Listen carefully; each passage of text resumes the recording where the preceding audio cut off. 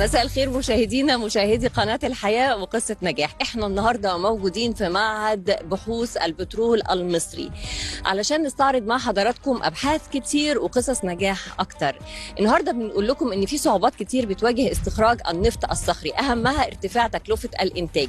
تكلفة البرميل الواحد بس في أمريكا تقريبا من 500 ل 1500 دولار، بتزيد كمان في دول تانية كتير لأنه بيعتمد على تكلفة المعدات التقيلة والأجهزة الحفرية. النهاردة احنا مع علماء قدروا ان هم يوصلوا لحلول مصرية تساعدنا على حل المشكلة دي. يلا بينا نتعرف عليهم.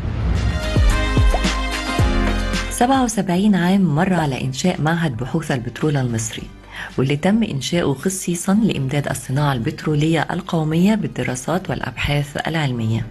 معهد بحوث البترول المصري سجل قصة نجاح علمية ليست وليدة الصدفة، وإنما هي ثمار ونتاج جهود منظومة متكاملة.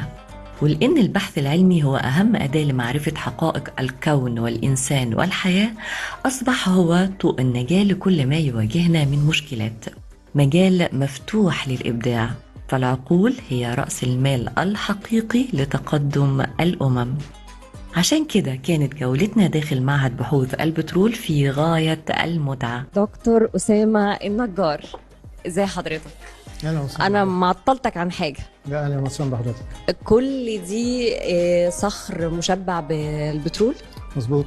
عايزاك تشرح لي البداية ونشرح كده للمشاهدين بداية المشروع والفكرة والاكتشاف، وزي ان احنا هنقدر ان احنا نستخرج كميات اكبر من البترول في الصخر اللي احنا مش بنعرف نوصل له. تمام. اسمحي لي حضرتك الاول ان انا ارحب بكم واهلا وسهلا بكم في معهد بحوث البترول، احد المؤسسات العريقة من مؤسسات البحث العلمي في جمهورية مصر العربية.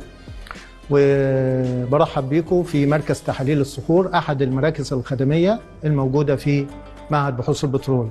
طبعا المركز ده من اسمه مختص بعمليه تحاليل صخور الخزانات البتروليه.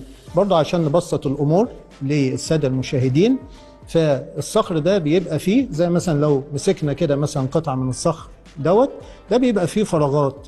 الفراغات دي هي اللي بتحتوي على الزيت اللي احنا بنستخرجه بعد كده وبننتجه. احنا عايزين نبتدي من بدري شويه عن كده. احنا الاول بنحدد الموقع اللي فيه البترول ازاي، وهل المسامات زي ما انا ماسكه صخر دلوقتي في مسامات تقريبا انا مش شايفاها؟ مظبوط. هي المسامات اللي انا مش شايفاها دي اللي انتوا بتستخرجوا منها البترول؟ مظبوط، دي الحاويه طب البترول. عايزين المشاهد اللي مش متخصص يبقى فاهم الكلام ده. عشان نبسط الامور، بتبقى في منطقه اسمها منطقه امتياز او الكونسيشن. المنطقه دي بتبقى تبع شركه من شركات البترول، بتيجي بتدور فيها على البترول، انا هلاقي ولا مش هلاقي. ابتدي اعمل دراسات اسمها الدراسات الجيوفيزيائيه.